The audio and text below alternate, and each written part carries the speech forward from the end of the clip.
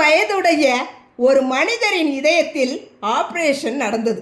நல்லபடியாக நடந்து முடிந்த பின் அவரிடம் 8 லட்சத்திற்கான பில்லை மருத்துவமனை அதிகாரிகள் கொடுத்தனர். அந்த பில்லை பார்த்ததும் அவரால் அழுகையை கட்டுப்படுத்த முடியவில்லை. அந்த பெரியவரின் அழுகையை பார்த்த மருத்துவர், அழாதீர்கள், தங்களுக்கு என்னால் முடிந்த அளவு பில்லை குறைத்து விடுகிறேன் என்றார். அதற்கு பெரியவர், எனக்கு அதெல்லாம் பிரச்சனையே இல்லை, 10 லட்சமாக இருந்தாலும் என்னால் தர முடியும். ஆனால் 80 வருடமாக என் இதயத்தை பாதுகாத்த இறைவன் 1 ரூபாய் கூட பில் கேட்கவில்லையே.